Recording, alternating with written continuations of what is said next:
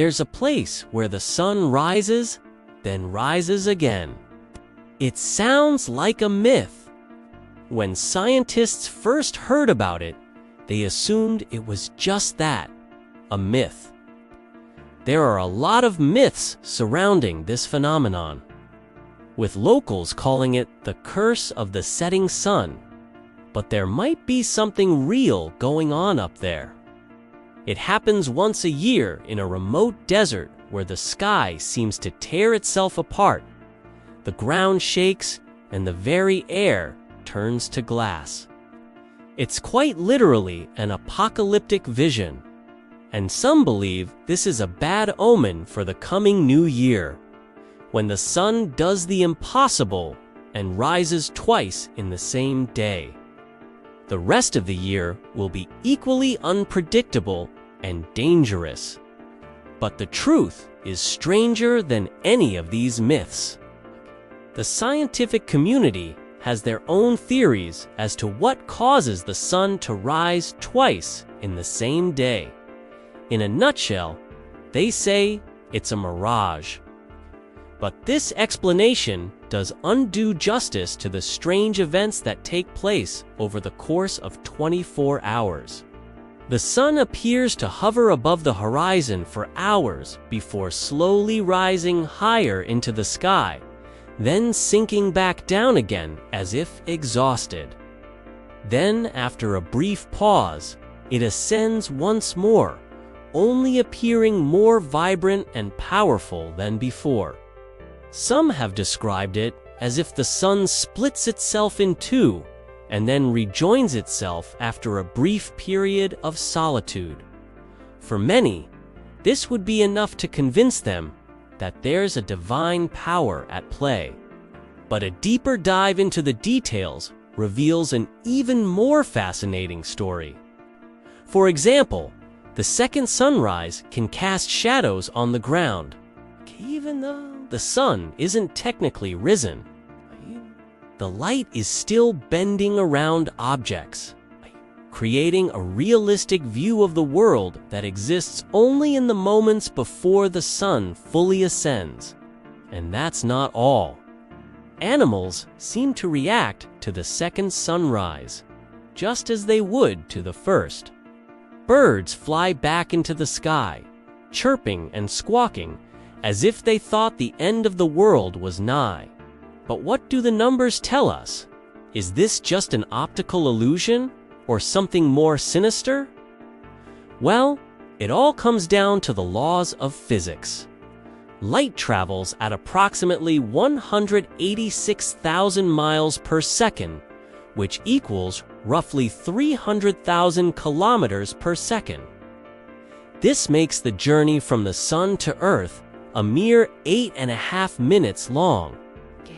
So when we see the sun, we're actually seeing its light from 8.5 minutes ago. In other words, the sun could rise twice in the same day, because we beat witnessing its light reflecting off the atmosphere of our planet, bouncing back down towards the sun, which is where things get really complicated. Light moves faster than anything else in the universe. There are forces that can slow it down, bending it out of shape, and even changing its direction. This is called refraction, and it's most commonly associated with water. If you look through the rippling surface of a pond, you won't be able to see the bottom. That S because the light reflecting off the water's surface is being refracted by the tension caused by the ripples. This is why rainbows form. Sunlight is refracted by water droplets suspended in the atmosphere. Red light bends one way, and violet light bends another. Because of this, we see a spectrum of colors rather than just white light. But water isn't the only thing that can affect light. Temperature can do it too. Hot air holds less energy than cold air. So when light passes from a colder area to a hotter area, it slows down and changes direction. This is known as a mirage. You've probably seen one of these before while driving across the desert on a hot day. It looks like there's a stretch of wet road ahead, but as you approach it, it becomes clear there's nothing there. You've simply seen the hot air rising from the tarmac, and light has been refracted as it passes through different temperatures. And this is how the sun rises twice. As light approaches the horizon, it passes through air that's cooler than the air immediately above it. This causes the light to bend upwards, making the sun appear higher in the sky than it actually is. The light that reaches our eyes has traveled along a curved path, so the sun appears to hang in the sky for longer than it should. But this is where things get interesting. Sometimes the temperature inversion is strong enough to trap light below it, meaning no light from the actual sun can pass through. But the light that's already passed through is still there, held up by the atmosphere.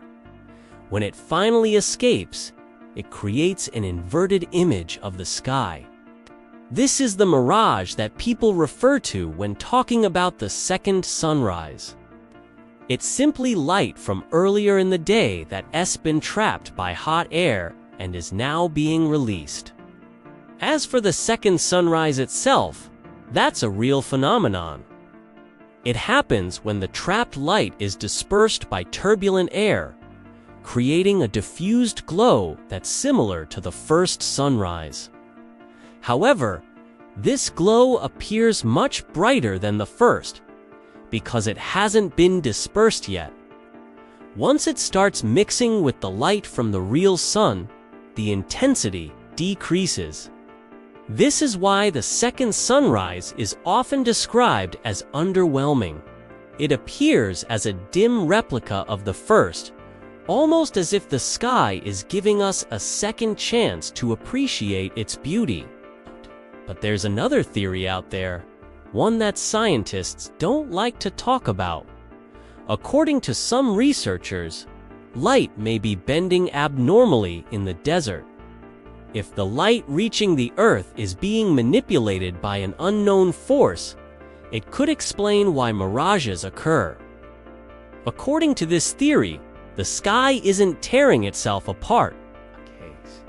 It's being pushed apart by some kind of gravitational anomaly.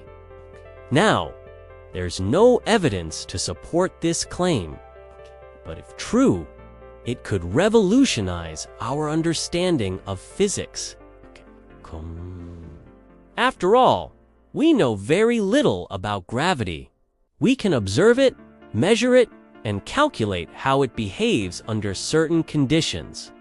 But we don't know why it exists. We don't know what causes the sun to rise twice. A team of researchers set up camp in the middle of the desert to investigate. They used specialized equipment to track the movement of the sun and collect data on air temperature and pressure. The goal was to find physical evidence that supported either the mirage theory or the bending light theory. But they weren't prepared for what they found. Their equipment malfunctioned. Every time the sun seemed to rise a second time, their instruments went haywire, registering readings that were impossible given the laws of physics. They tried to continue their investigation, but their equipment kept breaking. So they packed up and returned home, baffled by what they had witnessed. It's important to note that not everyone agrees with this assessment. Some scientists argue that the equipment didn't break. It was simply recording the effects of an extremely rare natural phenomenon. Others say the malfunctioning equipment was the result of the ground shaking, which is something that happens during the second sunrise. Whether the sun is rising twice because of a mirage or because it's being pushed apart by some unknown force, the ground does shake. Some witnesses have described it as the strongest earthquake of their lives. Others say it feels like the ground is breathing. Either way, the earth is rumbling beneath your feet, causing vibrations that last for several minutes. The sun may rise twice, but the earth falls apart. And while scientists work to unlock the secrets of the universe, they have to contend with something much closer to home: the fact that sometimes the simplest explanations are the correct ones. We tend to complicate things when really there's nothing to see here. Perhaps the second sunrise is just a mirage after all. Or maybe there's more to the sky than we realize. We may never know for sure, but that doesn't stop us from trying to understand the world around us. For centuries, we looked up at the stars and wondered what lay beyond our planet. Today, we send probes into space to explore the mysteries of the cosmos. And as we learn more about the universe, we bring that knowledge back to Earth. Sometimes the most distant places are also the closest. And sometimes the answers we seek are right in front of us, hidden in plain sight.